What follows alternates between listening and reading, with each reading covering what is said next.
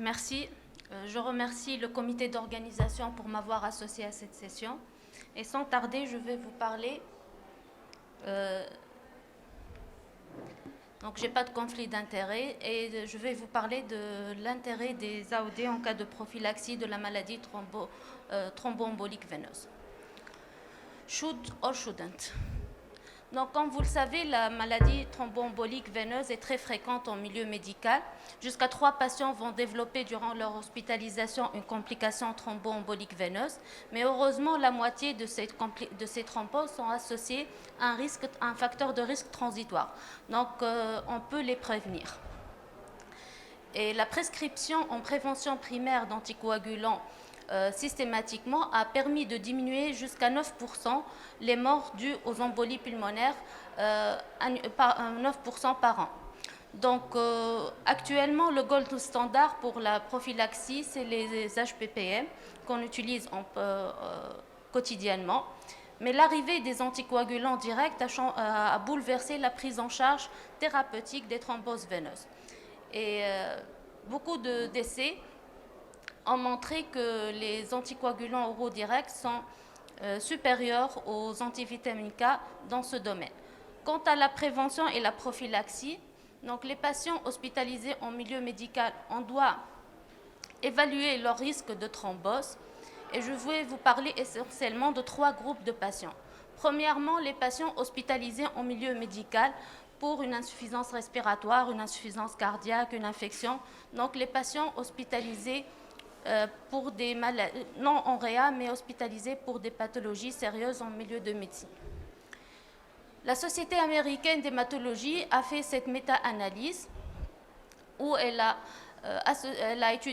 combiné 3 études, ADOPT, Milligan et APEX, plus de 21 000 patients, pour pouvoir donner ces recommandations. Donc, c'est généralement des patients qui étaient hospitalisés pour insuffisance cardiaque, insuffisance respiratoire et des infections. ADOPT a comparé l'apixaban à l'enoxaparine, Magellan a comparé le rivaroxaban à l'enoxaparine et APEX le betrixaban à l'enoxaparine. Et ils ont vu les événements au bout des 14 premiers jours ou 6 premiers jours où le patient a été hospitalisé. Et il a eu soit le premier groupe qui ont eu que l'HBPM et le deuxième groupe qui est sous AOD, qu'on a continué ou étendu la prescription jusqu'à en post-hospitalisation. Au bout des 10 premiers jours, on assiste, le risque thromboembolique est resté le même, la prévention des complications thromboemboliques, mais on a augmenté les hémorragies. Au bout des 40 jours ou 30 jours, donc après la sortie de l'hôpital, bien sûr, le risque hémorragique est encore augmenté par les AOD. Le risque thromboembolique a été diminué, mais sans atteindre le seuil de la significativité. En analysant tous les facteurs, en analysant tous les critères, un critère composite, en associant les thromboses veineuses symptomatiques et asymptomatiques, il y a eu une diminution de 12% quand même de ces événements, mais sans atteindre le seuil de significativité. Et bien sûr, si on considère uniquement les événements symptomatiques, il n'y avait pas de différence significative. Et donc, ils ont conclu que les AOD, chez les patients hospitalisés en milieu médical, peuvent augmenter légèrement le risque de saignement sans améliorer la prévention des thromboses. Donc, la Société américaine d'hématologie a émis ces recommandations en disant que les HBPM uniquement sont supérieurs en milieu médical par rapport aux AOD, avec la durée d'hospitalisation et même l'extension de la prophylaxie. Le deuxième groupe de patients, c'est les patients avec une néoplasie active.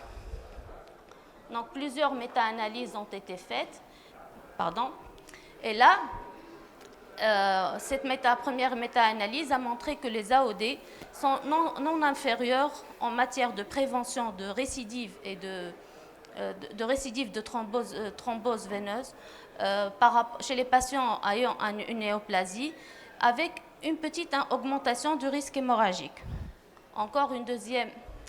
Ici, cette méta-analyse a comparé la deltaparine aux AOD. Encore une méta-analyse toute récente. Et là, la conclusion, c'est que les AOD sont associés à un risque moindre chez ces patients de thrombose veineuse symptomatique et de récidive de ces thromboses symptomatiques. Quand même, le risque hémorragique va augmenter, mais il faut évaluer le cas par cas.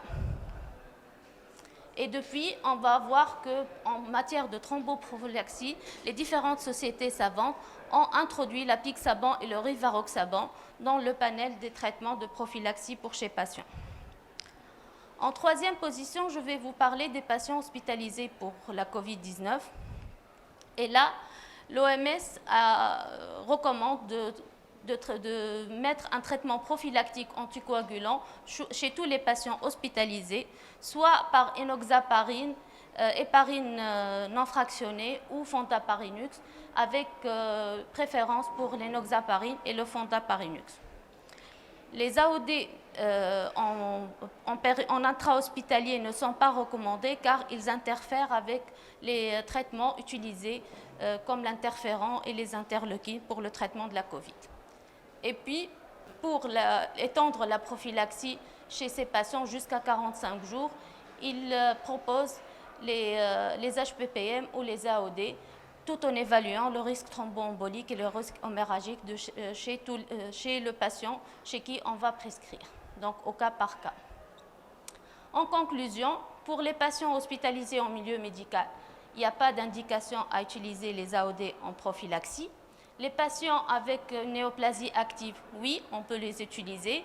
Et pour la COVID, oui, on les utilise chez les patients les patients non hospitalisés. Par contre, on ne l'utilise pas chez les patients hospitalisés pendant l'hospitalisation. Et je vous remercie.